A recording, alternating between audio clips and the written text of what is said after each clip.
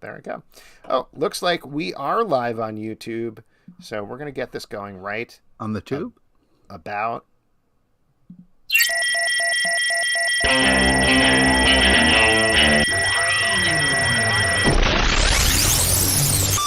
What is up, everybody? Welcome to Comic Book Club. I'm Alex. I'm Justin. I'm Pete. And we are coming to you live from a couple of places on the internet. We are live over on YouTube. We're live on Crowdcast. We're coming to you later as an audio podcast, wherever you get your audio podcast. It's all good.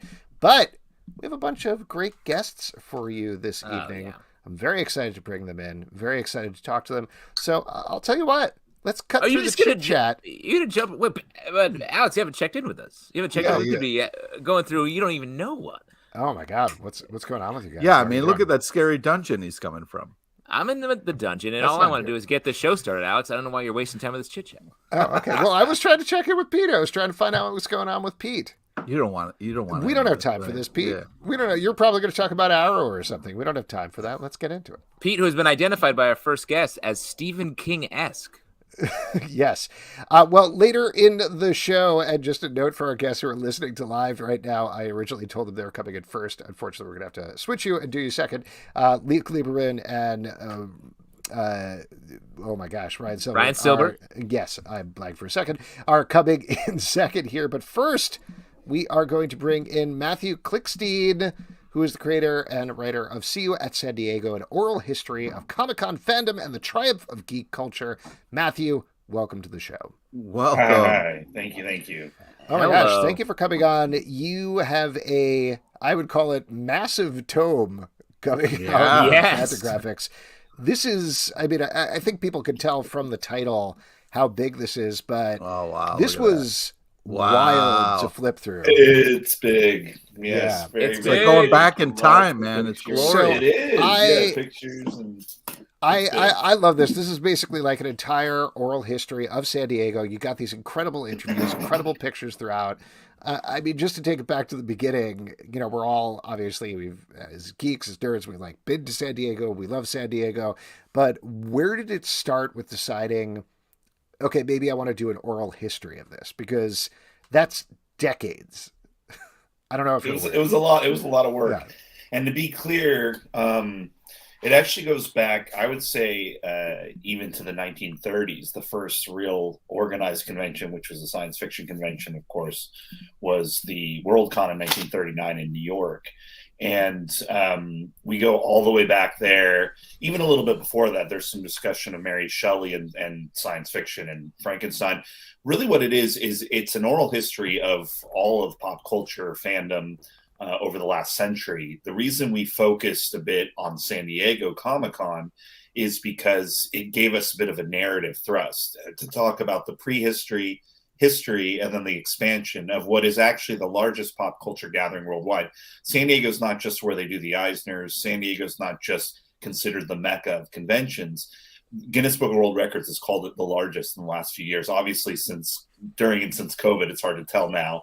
But that was originally the idea, was this would be a way to tell all of pop culture history of the last century through this kind of cipher of San Diego. Otherwise, it would have been 50,000 pages instead of 500. There's a lot in there, though, that goes way beyond San Diego, way beyond the convention. It talks about other conventions. So it's really about the community that San Diego is kind of the nexus for. Well, and the other thing that we should probably mention, please correct me if I'm wrong about this, but it really does focus, at least mostly in terms of the interviews and other things, on comic books as well. Like at this point, Comic-Con is this huge amorphous thing that is movies and TVs and video games and anime and manga and video games and candy. Did barbecue. For this is barbecue. Candy for sure. Barbecue. It's buses. It's cars. It's pizza. Yeah. I could keep going. Anyway, it's a lot of stuff, but you definitely do it through the lens of where it started, which is comic books. So, other than loving comic books, why keep it focused on that? Actually, you know, that's one of the themes and subplots of the book is Comic-Con was never just about comics, ever. It was always, in the very beginning, they were bringing in science fiction like Ray Bradbury. There was fantasy, there was toys, there was movies, animation. very early on, they were bringing in people like Jim Foray and Bob Clampett from the animation world. There was a special section just for Star Trek as early as 1973, and the con started in 70. It was inspired in part by a festival in Detroit called the Triple Fanfare, which the founder of Comic-Con, Shel Dorf, had been a part of. And it was called Triple Fanfare in Detroit because it was comics, movies and animation, and science fiction. It was not just comics. So Comic-Con was never just about comics. And a lot of the people who created it said that from the beginning. In fact, they asked Jack Kirby if it should just be a traditional comic book convention where really it's a dealer's room, if you think about it back then, or if it should hit all pop culture spheres. And Kirby was the one who told them, do it all. So they did. So it was always about everything. Cool. And that again goes back to why I chose it to kind of focus on, to tell the pop culture nostalgia, pop culture fandom story of the last century, was through that, because so many people came through there. I mean, look, they had Chuck Norris at the 1975 con talking about what really happened to Bruce Lee. They would show martial arts movies. A lot of the people who created Comic-Con were very into martial arts movies, and Bruce Lee, both because they appreciated the artistry of it and they were very interested in lots of different things like kung fu movies.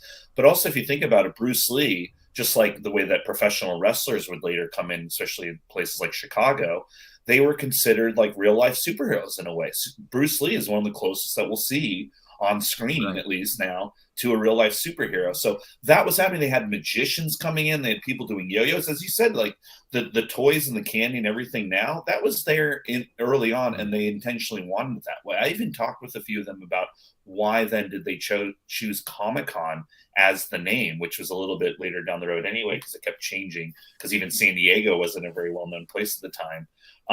And they said there was a lot of discussion about it. So, and real quick to wrap it up too, I will say that that's why even with the book, I didn't want to just focus on comics. I didn't want it to seem like comics was really all that it is. There's so much other stuff to it. There's whole chapters and sections that have nothing to do with Comic-Con or comics at all. Stuff in the 90s about special effects and Jurassic Park, movies like that, Terminator 2. So I really wanted to hit everything. So yeah, it's not just about comics, and it never was. And I think that's one of the interesting parts of the story, is because a lot of people think, oh, Comic-Con's not about comics anymore. It never was, ever. And so I think that's something that we sort of discuss, from the people who made it happen. And it's basically the first, sorry, the very first really internet. Quickly, because we're looking at a picture of me on screen. I don't know if you recognize. Wow. You're the kid in the background? Yeah. You wish you looked like that. Come on, dude. I wish I had that shirt. Yeah, that looks sweet. That picture was actually taken in 2020, believe it or not. Yeah, it was during a food rally. They had comic books there too. We're looking at a page here, but can we talk about the design of the book as well? Because I love it. It really feels it adds that sort of just the photo design and sort of the scrapbook nature of it makes it feel like so authentic, and sort of the way it feels to be at Comic-Con, where you're just putting it all together from a bunch of different things you're a fan of. Yeah, I told the designer from day one that once I saw the proofs that I would always say his name and spell it. It's Jonathan Barley, Barli. He did a remarkable job. You'll see there on the right side, it looks like there's archival folder sections, or the way that he did that on the left, that is the book there, or that paper clip over the picture of Jeff Smith, who's one of the people who did forwards.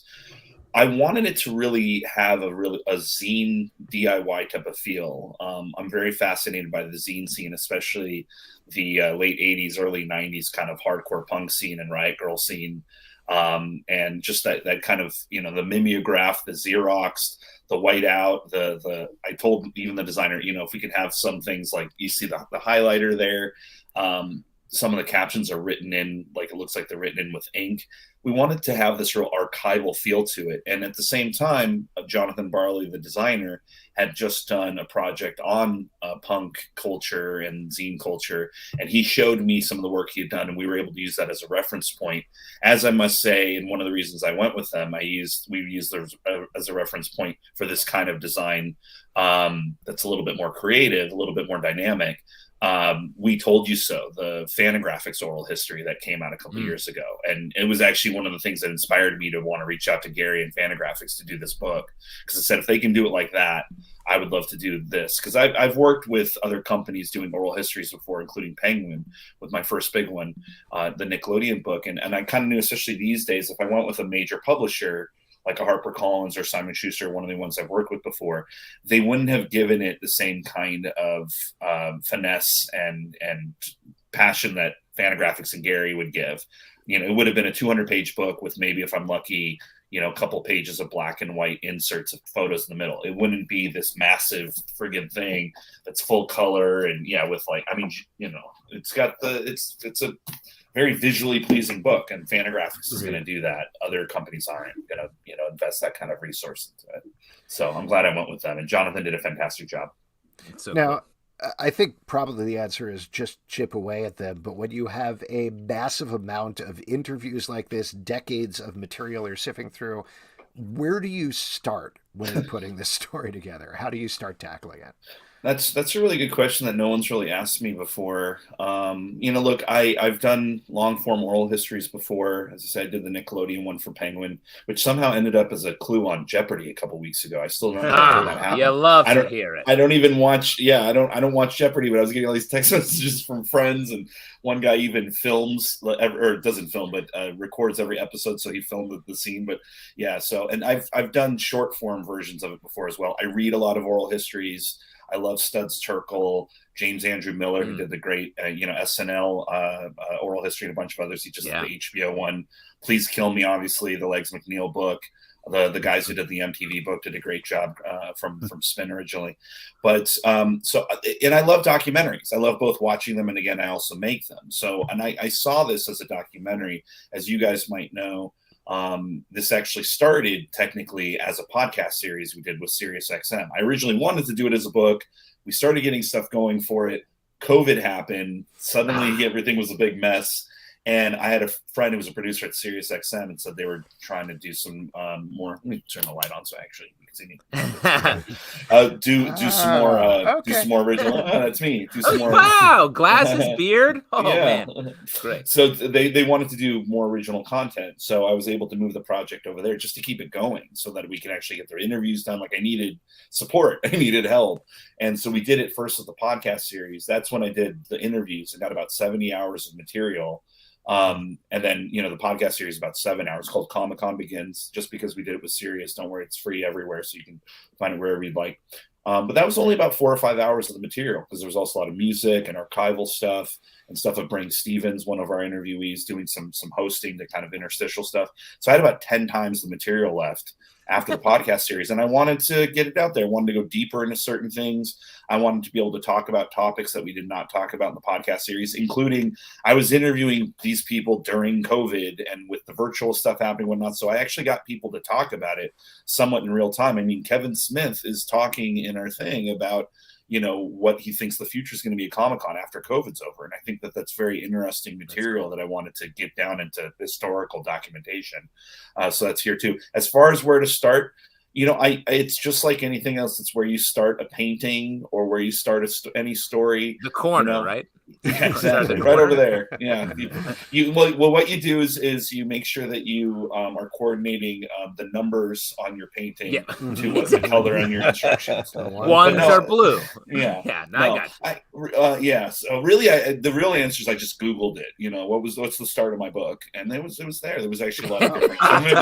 Some of it was misinformation. They were like, start at the first. Yeah. The stuff from Breitbart was really biased. I felt. The point is, no, it's fine. No one's ever asked me that before. Because I guess I've done it so many times before, I just go, and when I'm doing interviews, it really stays in my head, and certain quotes, certain ideas, certain phrases do sometimes inspire me. Like I knew in my Nickelodeon book, and I knew in this what the last line was going to be. Someone said it, one of the interviews I did for the Nickelodeon book, I remember hearing it and being like, that's going to be the last line of the book.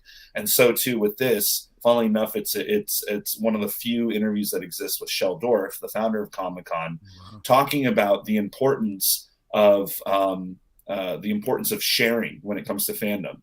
And the last line of the whole book is, the story. He tells this funny story, quote unquote, of a fan who saw Godzilla and couldn't talk with anybody about it, so his head exploded. And he just basically is explaining the importance of sharing And this was actually, he said it at the first Comic-Con, I'm sorry, in 1970. That's where he said it. We had an archival thing of him talking about it. And I just remember hearing it and going like, that's the answer to the whole thing.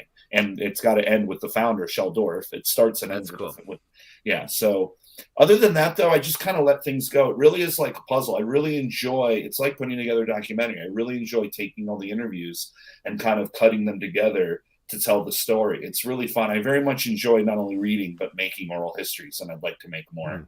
So yeah, it's a fun process. I mean, first of all, R.I.P. to that kid who couldn't talk to anybody about Godzilla. That's a very sad story, but thank you. Head exploded. I'd love to see it. Was in the news, yeah. Oh, wow. It was, yeah. All right, I'll Google it. There was some sensitive stuff about it on Twitter, though. So but I don't know if you refer to this as spoilers when you're talking necessarily about this book, but since there are a lot of questions about the future of Comic-Con and where those things are going, whatever you feel comfortable sharing, I'd be interested to hear what you think the future of a Comic-Con is in general, particularly as here in New York, we're on the cusp of New York Comic-Con, and there's a lot of questions about that.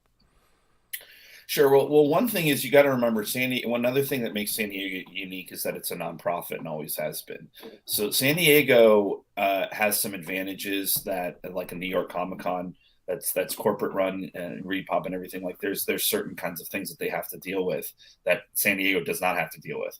Obviously, there's also downsides for them being a nonprofit and not having that corporate support that that Repop has and that some of the other larger conventions have that are corporate run. Like anything else, having that corporate support there is helpful and hurtful at the same time. It can lead to making your Batgirl movie that you've always wanted to make for $90 million, but it can also lead to, you know what, we're not going to put it out. We're not even going to tell you about it. So it's like, what are you going to do?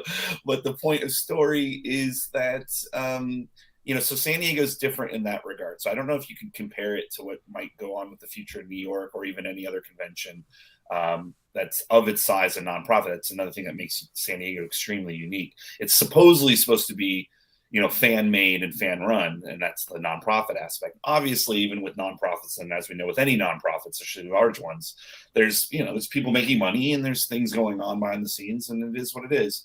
It's business in America or the world at all today. It's all venal and corrupt. That's the point of it. But San Diego at least has this patina of volunteerism and the nonprofit aspect and so forth. So from what I understand and what I know, I would say that we'll see what happens over the next couple of years, and they'll probably make some decisions based on a couple more. I mean, this was a very strange summer, and even the New York one coming, like it's still kind of right off of the pandemic. I have an older book of mine that came out during the pandemic that is now being re-released as a paperback, and the publisher outright said, let's see what happens post-pandemic. And I have a few other friends whose publishers with books are doing the exact same thing. We see that they're re-releasing movies in the theater. I think that they still are going to need to and want to experiment for another season or two before they make any drastic decisions. And I think San Diego is no different. Obviously, the dent in their financial place was rough to deal with, as was certain reputation problems and certain losses of partners and things. Just the fact that during the virtual time, a lot of companies like Disney and DC, decided to start doing their own virtual events, and we don't really need San Diego now. DC closed their down, from what I understand, but Disney's still going to keep doing its thing. Other brands and streaming services and studios are going to start doing their own thing more and more. They're not going to need San Diego as that centerpiece anymore, maybe, or they'll find in the next year or two more and more people coming back to it, and they're realizing, oh shoot, we do need to play nice with those guys and go back there. So I don't think anyone can or will know for at least another year or two to see what really happens when this last convention season, the one we're in now, is still an asterisk. It's still not real. We can't really tell yet. It's not a controlled experiment. So we're still dealing with that. Yeah. It feels like everybody just wants more and more. Like the fact that like the earnings call for all these big media corporations are like news. It's like a big news item. And it's like the earnings call where they talk to their investors. So it feels like eventually, this is me just spitballing, they will have to just be everywhere. And San Diego will continue to be its hub. But everyone wants news more and more. Yeah, I mean, I think also, and this is a good thing, and I've been saying this since day one, and it's something that I've really always written a lot about and fought for and been very vocal about, especially since I've been a bit of a nomad since leaving LA in 2009. I've lived all over the country. And aside from New York a few times, it was mostly in the Midwest area with smaller, it's typically college towns, but still smaller towns in different places. And I would always get very, very, very involved in that community. And I would push the idea of we need to have these community get-togethers and gatherings, and I'd always try to do special programming at the local movie theaters, and I would try to do theater stuff with the kids in the town, which is something I enjoy doing, and working with different groups and just doing things to have stuff for younger people, to have stuff for older people, to really get everyone together. And it's something I've always enjoyed doing in whatever community I'm in, including where I am now in Dayton. We moved here literally a month before COVID, and I'm always pushing for more community events. And to me, that includes special movie screenings. And I think that more and more people are seeing now and wanting again to be with other people out in the world. I think we're going to start seeing, I could be wrong, I know commutes are awful. They really are. But I think we're going to start seeing more and more people wanting to go back to the office just to be around other people, to commiserate in the lunchroom. Look, with work from home, you can't unionize as easily. There's not as much trust. You're not looking at the person in the eye, even when you're doing stuff over Zoom. This has a lot of effect over how labor disputes are handled and things, which is something I think a lot of people forget about or don't think about. When you're all working from home, it's harder to consolidate concerns or whatnot in a way that you feel safe, because when you're mediated through a screen or Slack, obviously, you're never going to feel comfortable speaking your mind. So I tried to form a union with my dog and 2 daughters, and we're not getting anywhere. I'm just saying, I think more people are going to want to go back to the office. More people are going to want to go to the movie theater. More people are going to want to go to conventions, because that's how we are. We are social creatures. We really are. And we want to get out. We want to be around. And kids especially. I mean, so many of them went through, that was a horrific period for them as far as the isolation, and it raised suicide levels and everything else. And kids want to go out and experience these things. They haven't gotten to. There are kids who were, 3 or 4 years old during COVID, and now they're like 7 or 8, or 6 or 7, and they can really remember and see if they go to Comic-Con now. They can really see it for the first time. So I hope families will consider that, and we need to be together. So I think that the convention scene is going to hopefully continue being strong and get stronger. It just, again, might take some time, but we'll see. But it's hard. So it all comes down to money and reputation and what partners are going to be involved or not be involved. So, Yeah. Well, listen, I know we're going to have to let you go in a second, but the book is out now? The book is out. Yeah, it came out September 6th. Right. And there's also an audiobook version that came out, I think, last week. But the book is out. As I tell people, please support your local bookstore, support your local comic book store, and still leave a review on Amazon, because the more of those we get, the more it pushes the recommendation algorithm. And apparently you can talk about this, and I'm going to, and I don't care, because, it's a terrible system the way that it works. But we have to play in the game. As Tupac said, you can't be an angel in hell. So get it at your local bookstore, comic book shop, help them out, but still put a review on Amazon, because that helps us out. That's great. We all have to play that evil video game. Love it. Matthew, congratulations on the book. It is so phenomenal. Cool. I can't wait for everybody to check it out if they haven't already. Thank you so much for coming on. Thank you. Thanks, guys. Have a good rest of your night. Share or your heads will explode is the takeaway. Bye. All right, there we go. Once again, the book is called See You at San Diego, an oral history of Comic-Con fandom and the triumph of geek culture. As mentioned, it is out now from Fantagraphics. It's really fun to not only look at, but to kind of like just experience. I mean, the stuff before your time, it's crazy to kind of see pictures of young. And Pete, when you say that, that's just like the first section for you, right? It's before your time. For anybody who's as old as I am, you motherfucker. Exactly. You guys are the 2 old ones. Let me say real quick. This book reminds me of when we were at New York Comic-Con doing interviews, and I sat down with Neil Gaiman, and as Alex says, hearts literally hovered over my head while I was doing it. But he looked out, and before we were even rolling on the interview, he was like, he's looked at the crowd from the skybox below, and he's like, this is what we always wanted. This is what, when Alan and I and others were first getting together, this is what, beyond our wildest dreams, this is what we fantasized it could be. And to see it now. And I feel like if that quote, since it was just said to me, is probably not in this book, but I feel like this book encapsulates that quote. Yeah, and just to mention, when Neil was looking out, he was watching Pete eating a roast beef sandwich on the con floor. That's what he had already. This is what we imagine. This is over there. That guy. He was like, Pete look in at the that sloppy bathroom son line. of a- Pete, yeah. Pete in the bathroom line. Eating a sandwich. You're like, Classic this is Neil what Neil's Gaiman, like. calling people sloppy sons of bitches. That's You know right. it. It's his quote. It's on the back of a lot of his books. I know. I remember that in Sandman. All right, why don't we bring in our next two guests? We are welcome them back to the show to once again talk about Alliances. This time it is a graphic novel form called Alliances Orphans. It's coming out from Dynamite. Ryan Silbert and Luke Lieberman, everybody. Luke is here first. Hello, Luke. How are you? Hey, how you doing? Good. All right. Good to see you. While we're waiting for Ryan to make his way in, I hear you are heading off to Bulgaria very soon. Is that correct? Yeah, Sunday. I'm going back. I was there for the beginning of the shoot. We're shooting Red Sonja in Eastern Europe. I was wow. there for the beginning of the shoot, and now I'm going back for the last 2 weeks while we kind of wrap out. And you're playing Red Sonja in the movie, right? Yeah. They only needed me for a few weeks on either side. Yes. Doesn't seem important. You're sort of hesitant, you know.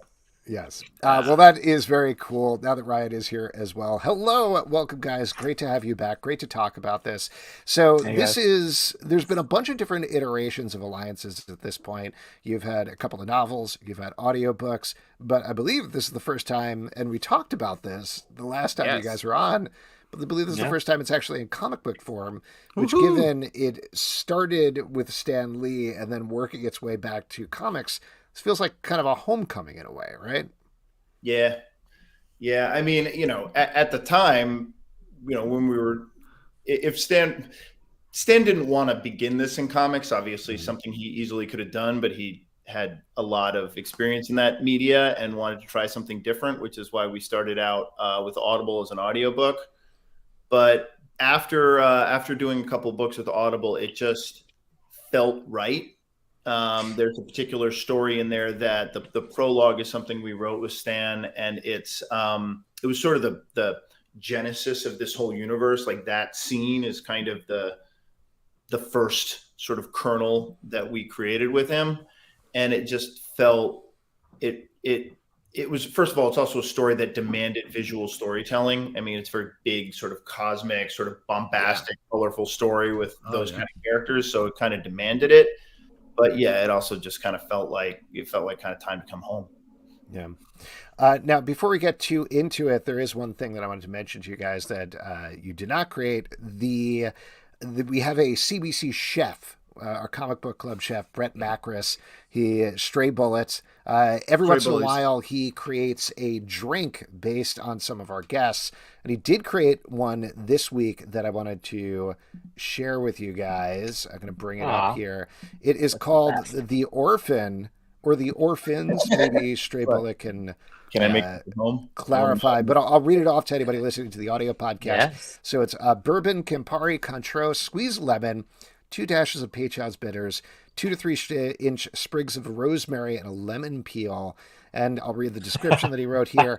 Much like the characters this cocktail is based upon, these ingredients must become a family to save the very fabric of reality. Maybe not that dramatic, but this is an awesome cocktail based around 4 characters in Ryan Silbert and Luke Lieberman's newest work, Alliances Orphans. Autocorrect there. Yes. Bourbon for Rascal, the self-loather of dark secrets, Campari for critter, equal part monster and puppy, Cointreau for hive, the childlike leader, So and a cute. smoking rosemary sprig for haze, the guy mostly made of vapor. So there you go. Very delicious cocktail created for all of you. And for all of you out there, if you'd like to check it out, he always drops this on our Patreon Slack, patreon.com/comicbookclub. But there you go. Feel free to make yourself I love it. the Orphans or the Orphan. My heart is warmed by this because I started working in spirits, so I love this. I just love the fact. Nice. I have Another my- homecoming. you might see tears coming out of my eyes, but let me just, can you see? Little bourbon rosemary tears. Well, so talk about this book then a little bit let's say for people who have never checked out Alliances before, none of the novels, none of the audiobooks or anything. I think from having read it, this book really stands on its own as its own adventures and characters? Obviously, it's helped if you know it's come before, but what can people expect? What's sort of the setup for the world as you're going into this graphic novel? Well, we were very conscious, actually, that we want new readers to be able to come in without having a PhD in the Alliance's universe and be able to just sort of roll in and enjoy the story. The basic setup is that there's an inventor who he's been captured by the Hive. He's been enslaved by them and makes them weapons that they use to take over the galaxy. He turns his greatest weapon against them and uses it to wipe them out, and then he pieces out with that weapon. Later, ultimately, you find, if you know more about the universe, that he's hiding out on Earth with his ultimate weapon. This is about what happens to the rest of the universe, because there's this massive power vacuum, and he's left all of these inventions behind. And whoever gets their hands on them ultimately will control the fate of the galaxy. And the thing about the inventor is he's sort of irresponsible. You know, he's a bit the absent-minded professor. So he just makes shit up and creates stuff and doesn't really think through what's going to be done with his creations once he's done with them. So in the center of this story is the center of every galaxy. There's a supermassive black hole. And he was mining the energy from the quasar that's emitted from that black hole so greedily that he creates a feedback loop that destabilizes the black hole and threatens the fabric of space-time in the galaxy. Let me know if you've heard one of these before. You typically, if this was a movie, we would have a stack of papers and a pencil, and we would just poke it through the paper. And that would be that's basically right. 100. Right. We'd say something like, "Whoa, English, please." Yeah, something like that. Good. Yeah. But the idea of Orphans is that as the Hive would wipe out a planet, they would keep one specimen, like one kind of unique specimen from the species. That's cool. You know, so each of the orphans is the last of their kind. They're a lone survivor, and they've been sort of cobbled together into this found family that ultimately sort of has to band together to save us all. Yeah. For us, it's like, you know, these adventure stories are like you were saying before about how we came out of audio. Like so much of like for us, the Alliance's universe is like an homage, but it's also like a love letter to like all of the mediums that informed, you know, comic book storytelling where we are today. So it's like a throwback in a way, but it moves us a little bit forward. That's why, like, I don't know, when I met Nick at Dynamite through Luke, because Luke's been publishing with him for many years, it's like, it's such a perfect kind of relationship to have to release something like this, because, you know, Nick is a huge history buff of comics, and like you kind of have to know where we've been to know where we're going, and that's sort of like what this is about for us is like, you know, if you love comics at any stage of the last 100 years, this should feel, you know, like something special. Yeah, this was kind of, you know, our sort of anchor for this, or our true north was, you know, Tales of Suspense, Journey into Mystery, like those kind of yarns. That's kind of where we wanted, you know, we wanted as kind of a starting point for this. Yeah. What was it? Since you moved through the different sort of mediums coming to comics, how did each one inform the comic and sort of going forward, like where your next move is when it comes to where are you going to be on, like stone tablets, holograms? Like we'll see. Well, we're already deep into the stone tablet market. Right. Smart. We're an early stands mover. the test of time. Yeah. I mean, stone tablets so hot right now. So hot right now. Yes, yeah. we have a special foil edition. Well, you know, if you open up, triple gatefold is really hard to do. In here, there is some foil. I mean, we have to pay some love to the 90s. Yeah. Always. The original idea when we started out in audio is that Stan wanted he wanted to create this kind of rapport with the listener where they could close their eyes and sort of become their own artist and be their own Ditko or Kirby, you know, in sort of imagining the story. This one, we were pretty far out there, especially visually, and that's why, I mean, Sleeman, I'm going to butcher. yeah. who did the art through the sort of meat of the book, just did an amazing job of kind of giving the characters heart. And Bill Sienkiewicz, he had the kind of Sorry, can I just stop there for a second, because I don't think people know. I mean, not to downplay the main bulk of the book, which is really good sci-fi art, but your prologue is done by Bill Sienkiewicz, who's a living legend. So that's cool. Amazing. Yeah.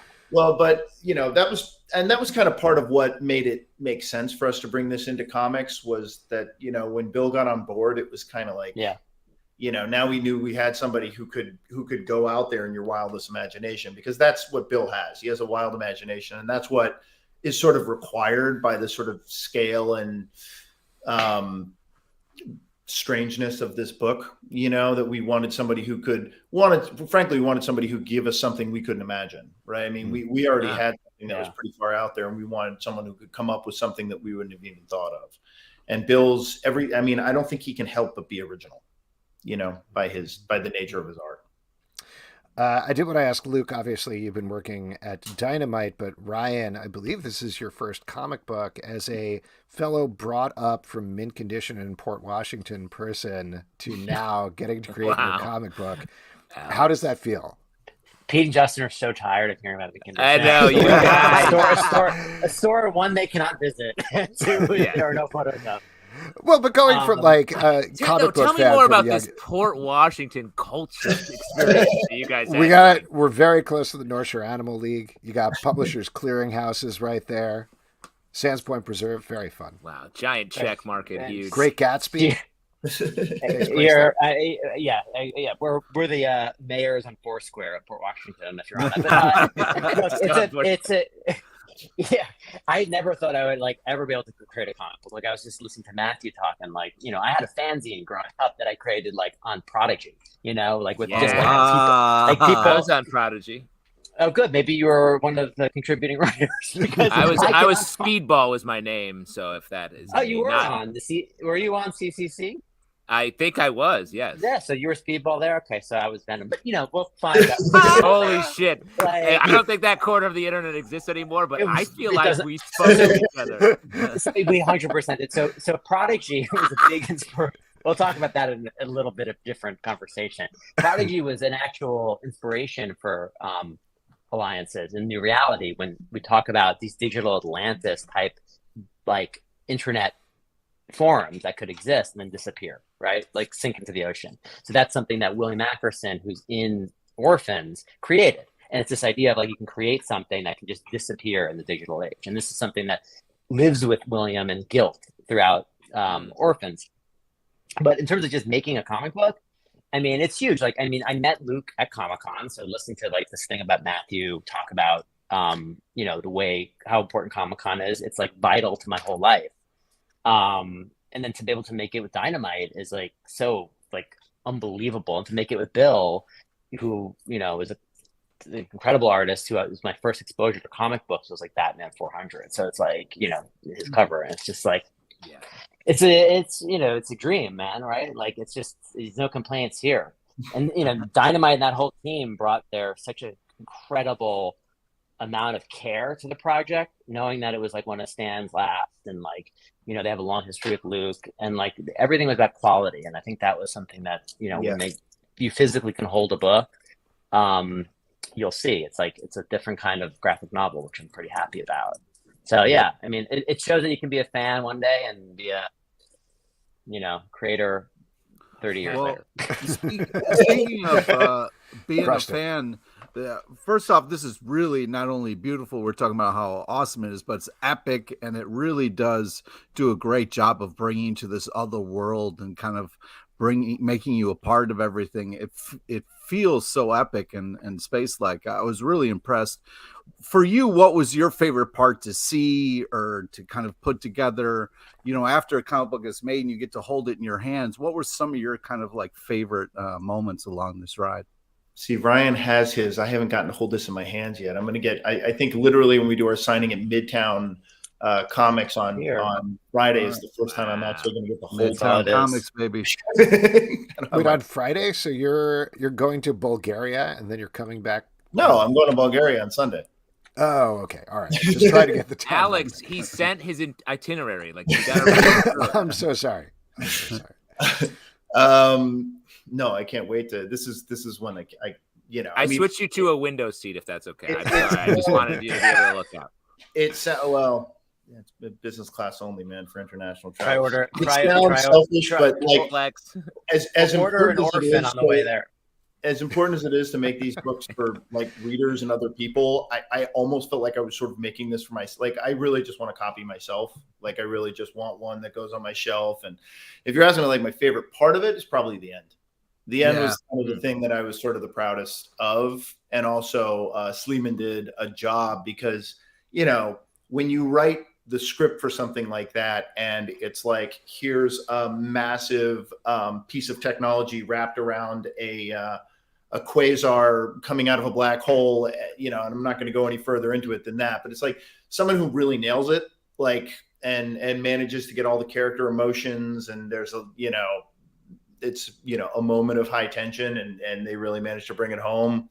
I was very gratified by that. Obviously, I like the prologue too, because that's given that you are seeing it in literally graphic form with the graphic novel, assuming at some point you're going to go back to prose, potentially audiobooks, something like that, how does that change it now that you've actually seen what these characters look like and what this world looks like in a physical artistic form? Ryan, I'm gonna let you. Well, we saved basically a bunch of characters that have not been rendered fully. So we still have a bunch that we have yet to see. So we're excited about that and finding other, artists and collaborating with people like Sleeman and Bill who can like bring those to life. But I think what thing with Alliance is like, what I think is cool about it is because we are independent in the way we were approaching it.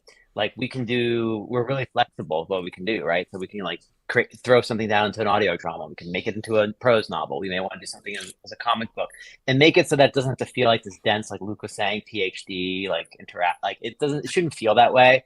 And also, we came out of that age. We're in the 90s where like there was always like a new universe or whatever, like, and it's like, that sometimes was like rushed to, it's like new universe, 16 titles. Here you go, have fun. And it's like in foil. And it's like for us, it's we want to be very slow with it. We have a lot of material that we want to unveil in a very thoughtful way. So yeah, I mean the exciting part is to find the mediums and the great partners to work with, like Dynamite and Audible. But we did take a chapter from New Reality. Trick of Light, our first project, was audio and then also a full novel. The second project that Will Wheaton read for us, New Reality at Audible, hasn't been in prose form yet. So we took our favorite chapter, which is also basically where one of the main characters in the graphic novel gets his powers, and that's an extra on the back of the graphic novel. So that's there for you, and that's prose. Yeah. Awesome. That's Nice. Well, what is the future of this universe then? Whatever you can talk about. Ryan, you want to hit it? Well, man, I mean, I feel like this is like a lucky. I should call out my lotto numbers here because last time I said we were going to make a comic book, and then and then it happened. I got a couple other things, and yeah, there was a comic book in front of us. Look, we've got a big announcement coming at the panel on Thursday. Yeah. But you can imagine we're going to explore different corners of this universe and then go deeper into all of those. So it's really like opening up different kinds of corners of it. So we've been in the cosmic, we've been in the street level. There's lots of other kinds of supernatural and you're gonna, more young and fun type places to go. The story is going to we're going to drive the narrative forward because there's more story to tell and sort of the core through line of the narrative. And then we're also just going to expand out. And every once in a while, as you expand, sometimes there's opportunities to go back and kind of explore a little backstory here and there. And, the nice thing about one, having all this development that we did with Stan, and two, like being our own masters and having, ownership and control over the universe, is that we can kind of pick and choose which stories we want to tell in which mediums and at which times. And, Orphans was a lot of work. So we have, our announcements that we're going to make. And then there's also part of me that's just kind of like, we just sort of finished this story, and like we kind of know what the next stories are because they're something we developed years ago, but like now we have to actually kind of build those houses, like we have now we have to go get our hammer and nail and build them. Well, this is a long way of saying we're going to become stonemasons. That's where Luke is going. Yeah. Look at stonemasonry and just Great training. A long history, and that's where the tablets come in. He's not going to knocking them out. Amazing. Guys, congratulations on the book. Congrats. Very excited for everybody to check it out. And congratulations on the big announcements coming this weekend at New York Comic Con. Good seeing you again. Thank you so much. See you guys. See you guys too. We'll see always you good to on, see you. Prodigy. We'll see you on Prodigy. Yeah, I mean, this is true. I don't know how we would John- ever track this down, but we have spoken in the. You know what? I'm going to find you. Grendel is also out there right now. Go check I out. definitely remember talking to that person. Was it a person? Okay. That's what we don't understand. This is gonna fuck me up for a long time. Before we fuck it up further, thanks so much for coming on, guys. We'll check you later. See you guys. Bye. All right, there we go. Once again, man. it is called Alliance's Orphans from Ryan Silbert and Luke Lieberman. You can check it out from Dynamite. And we are going to move on with our next section, which is my favorite section because you all make it up. It is your audience questions. All right. And for audience questions, all you got to do is drop a question and ask a question here on Crowdcast or in the comments over on YouTube, and we will get right on them. But first, guys, we have a sponsor on this week's episode. Whoa! Whoa, can you believe it? This week's episode is sponsored by Just Forget About It. The podcast is hosted by a group of friends who started talking about random scenarios during car shares and wanted to bring their wild conversations to the world. Have you ever wanted to visit a real-life Jurassic Park? What would you do if aliens invaded or there was a zombie apocalypse? What is the best thing since sliced bread? Just forget about it. Talks about random what-if scenarios as if they're real. But here's something that is very real. You can find Just Forget About It on pretty much all major podcasting platforms. Apple, Google, Castro, Overcast, and Spotify. It's hosted on Podvine. Don't you forget about it. Just forget about it. What? Nice. Alex, I don't know. I didn't nail that one. I wrote that one as well. I don't know if you guys can tell. Hey, No, you did great. I liked when you saw were some pointing. signature Zalbin in there. Yeah. Thanks. Speaking of your signatures, Alvin, let's talk about tonight's signature cocktails. First of all, thank you to Brett Macris for that Sorry, one. bullies. But what are we drinking tonight, fellas? Justin? Yeah, I'll shout it out. I'm drinking two great New York State beers that I really Ooh, like. New York This State. Ruby Red Kolsch from Genesee. This is like a soda. It tastes like a soda. It's very good. A soda It's pop? the closest to Alex's pumpkin spice shit that I can ever get. And I did it for Alex. And then, of course, you got the Pils Mafia. Thin Man 'cause Brewery. He's a Bills fan, so you see what he Go did Pils. there? This is, I am a Bills fan. A heck but of a this is game. Great game against the Ravens. This is My a great brother was Pilsner. He was? Ooh. Yeah. He was probably rooting for the wrong team. No, he was rooting for the right team, dude. He went all Bills gear. Oh, my man. Rolling deep, yeah. That's weird that you're a Giants fan. And we can talk about this later. All right, you're losing. This You're is a losing great. me. Come on. This is a great Pilsner, no matter what football team you root for, or none at all. Pete, what are you checking? Wow. What's going on there?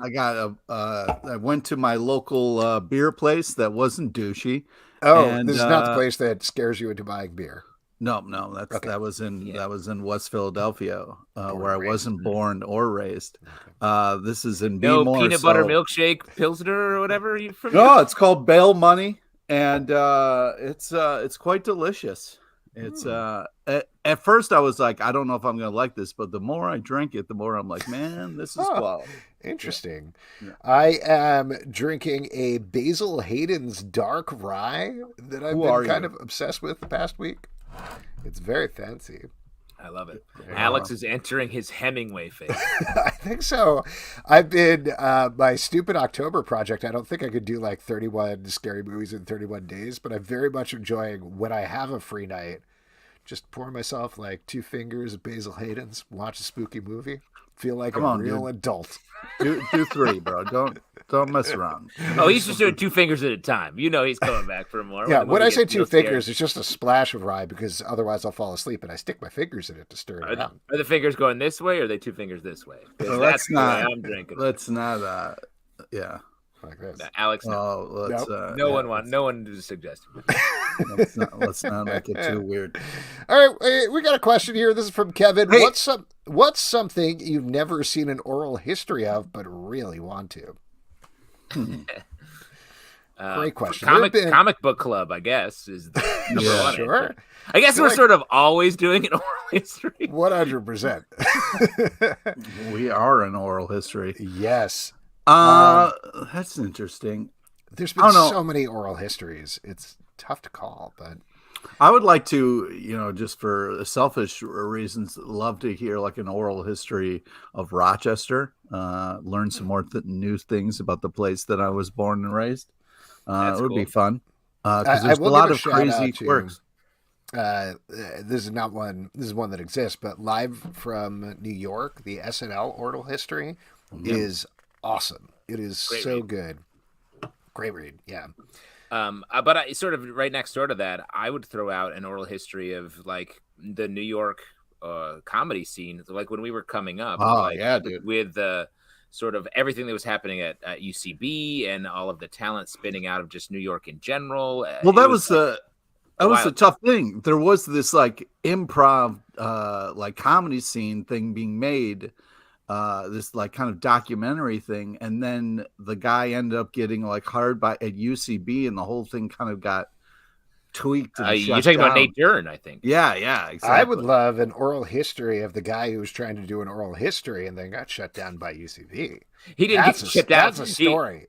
He took over as artistic director, and then now he writes for the Tonight Show. So that's. Yeah, I mean, that's why he's he hasn't got killing back the to his game, but I mean, it was like That's it was a great gonna be title, more Killing the general- Game.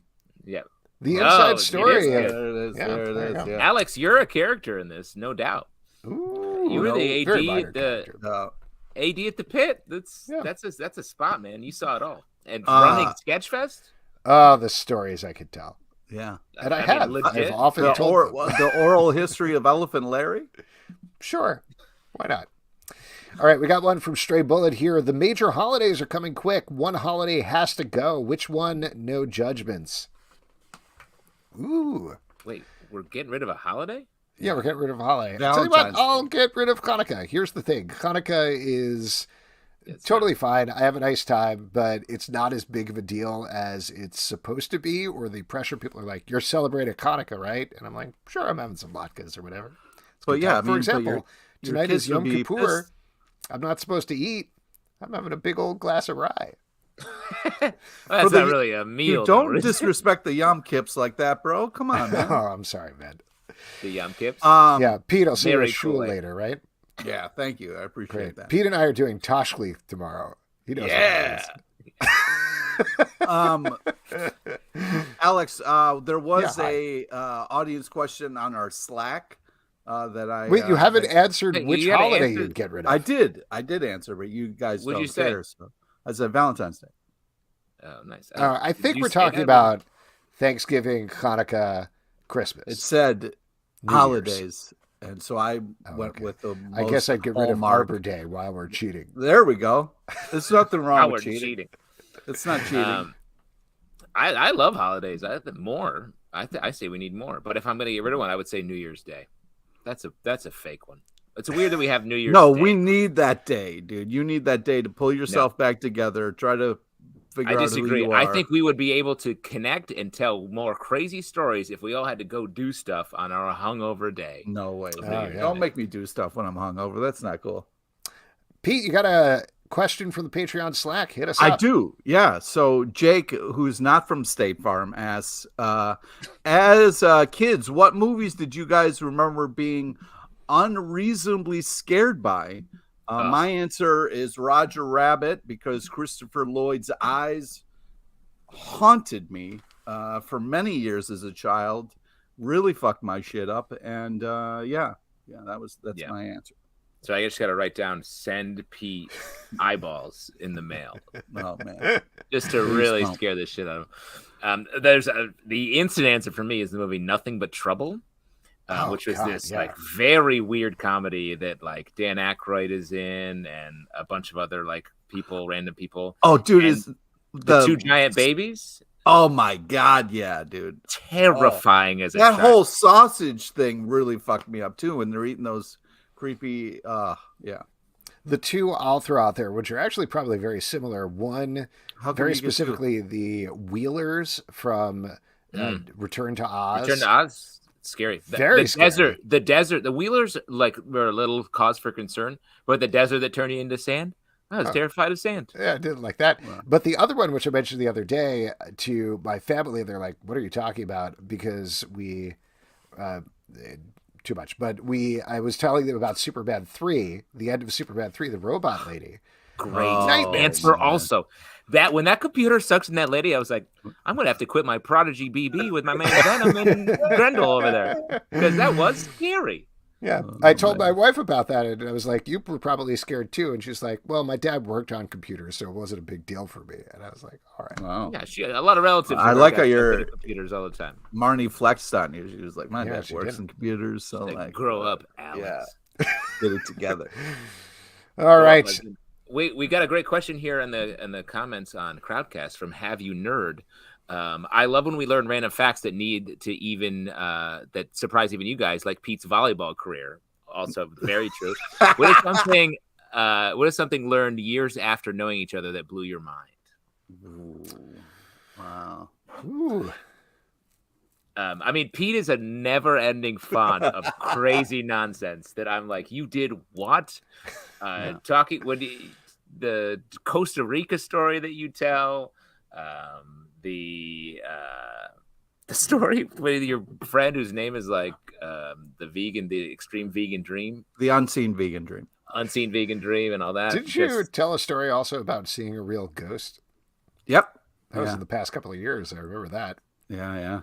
So there you go. All of Pete's stories. The answer is all of Pete's stories. And we are going to move on with our next section, which is trivia, and for that we're going to turn over to Pete LePage. All righty. Peter J. LePage. I like how you're putting the J on it. All right.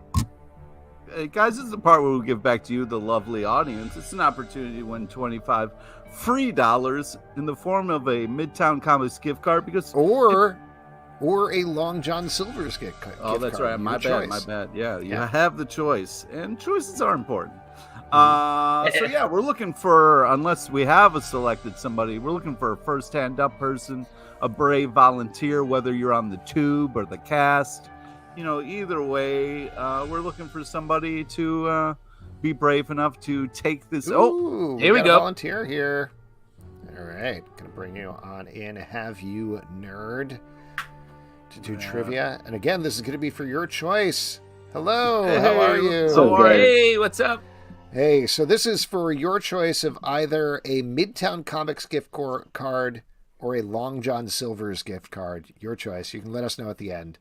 Yeah, you or can do you want to think let us know about it. right You now? can think about it for Yeah. All right, I'll think about it.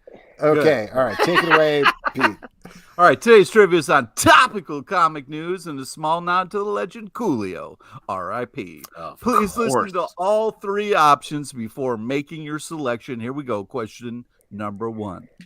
According to Newsarama's best powerless superheroes list of all time, who is number 9? Is it A, Lex Luthor, B, The Punisher, or C, Vivica A. Fox? So it's either A, why would I put that in there, or it's B, The Punisher. B, Punisher. You are correct, sir. Wow, number 9? Number 9, not great showing. No. Hey, come on, dude, top 10? Yeah, you're right. Pretty good. I thought it was pretty good. Made the top 10. All right, here we go. Question number 2. What is the name of the new on-demand comics printing service? Is it A, WeHateTrees.org, or is it B, GC Press, or is it C, Stoogie Kenyatta? So it's either A, which I made up, or it's B, the GC Press. B, the GC Press. That's right. Yes. All right, here we go. Nice. Last one. Who is joining Cap in the new Captain America Cold War crossover event? Is it A, Steve Jensen, B, Emma Frost, or C, Jeep Swenson? So A or C I made up. B is A. an actual character. Oh, B then. Sorry. B is correct. Yes. Emma Frost teams up Emma with Captain Frost? America. I'll go see how that works. But it's Weird. Cold War. You get it? Because Frost. And then that. Okay, yeah. That Well, sort of makes congratulations, you did it. Would you like a $25 gift card to Midtown Comics to get some comics, or a $25 gift card to Long John Silver's to get some fish? Or I'll you can take get the fries. Midtown comic. I got Nice, a lot Martin. of Long John Silver around. All right, fair Nice. enough. Email us at comicbookclublive@gmail.com with your name and info, and we will get that off to you. And do you have a guess as to what the secret Coolio movie was that Pete was hinting at? I can't even think of Vivica A. Fox and Coolio together, and I don't That's remember right. them being in the Together movie. in Sounds one like a movie. beautiful dream. Yes, Yeah. it does. Yeah. All right, And Pete, no, what no is it? idea. It is the 1997 movie Batman and Robin. Oh shoot. Wow. Whoa. Coolio's in that? Coolio is in He that. was he Batman or Robin in that? He was a banker. He was in the bank Mm, Ah. when it was robbed. that's right. All right, there we go. Thanks Thank for coming you, guys. on. Have Take a good care. night. You Take too. care, Later, man. All right. As Night. we all know, comics are cool and they're coming out all the time. Justin, what are you looking forward to that's coming out this week? Oh, well, let me What's have a been look. going on? How many comics are we talking about this week on the stack? All the fuck of them, you psychopath? Yeah, seriously, bro. Wait, can we talk about this here? I just want to mention this. So I sent the comics in advance for the stack so we could read through them. I don't know if you guys know this, but it actually emails me when you download them, when you download the comics. So I know when you start reading them. So Pete, I just wanted to check in. Based on when you downloaded, I calculated that by the time the show hits, you would have needed to have read one comic every 7 minutes without stopping for breaks. How'd that go? It went good, man. You know, I made it. great. I'm here at the show. Well, I'm ready really to talk blowing comics. So Really I'm blowing up. glad that you're doing extra math. I don't know how much free time you have. I was worried. That's why I was worried. That's all. I want to give it up for I really like this Miracle Man #0 comic that came out from Marvel. Jumping around, Neil Gaiman does the first, or sort of the wraparound story, and the Miracle Man sort of universe is something that I feel like Marvel keeps flirting with really doing more of and doesn't ever really do it. And again, this feels like maybe a half step toward actually doing something, but I'm looking forward to potentially more of that. And well, I'm looking forward to talking to you more about that on the stack because I have questions. oh, great. That's what a great tease for the stack. Pete's going to ask me questions. Pete, what are you looking forward to? I'm looking forward to Kaya #1 as well as Great. Gotham City Year 1 #1. Exciting. I'm going to give a shout out to Dark Ride #1 from Image Comics. This is reuniting Joshua Williamson and Andre Bresson from Birthright. Love that book. Very excited. One of my to check favorite this out. books. Dude, Birthright This is about just- a horror theme park. They tease this in the Image Comics 30th anniversary anthology that's going on. No, Very thank fun you. story there. So I was pretty hyped to get into this and excited to talk to you guys about that book and other books on the Stack Podcast, which rolls out in the Comic Book Club feed and its own dedicated Stack feed Wednesday at 9 a.m. And folks, that is it for this week's shoe. A couple of people we want to thank. We want to thank Ryan Silbert and Luke Lieberman coming on, talking about Alliance's Orphans out from Dynamite. Also, Mathew Klickstein. Check out Fantagraphics. See you at San Diego. An oral history of Comic-Con fandom and the Triumph of Geek Culture, which is out now. Next week, Dennis Robinson is going to be here to talk about Lycan, Solomon's Odyssey, and Matt Wisniewski is going to be here to talk about Faceless and the Family. Bunch of other podcasts to plug. Marvel Vision, our Marvel podcast, is recapping She-Hulk Weekly. We may have 2 She-Hulk! episodes this week with She-Hulk and Werewolf by Night, so that should be fun. Also, the Doom Room, our Doom Patrol podcast, out weekly. On Thursdays, the Umbrella Podcademy, our Umbrella Academy podcast, starting to wrap up the season on Mondays. Patreon.com/Comic Book Club. Support this podcast and all the podcasts we do. You can subscribe on Apple, Android, Spotify, Stitcher, or the app of your choice at Comic Book Live on Twitter, Comic Book Club Live on Instagram, comicbookclublive.com. For this podcast and many more. Until next time, we'll see you on Prodigy Bulletin Board. Like, does that part of the internet still exist? Like, is it out there? It's not, right? It's not, right? It's got They can find you, though. They can find you. They know what you say.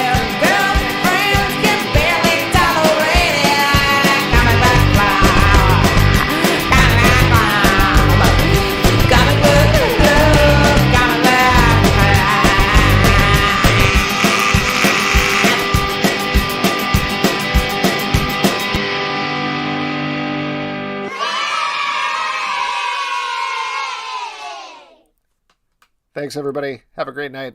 Kimmy Gatewood. I'm Googling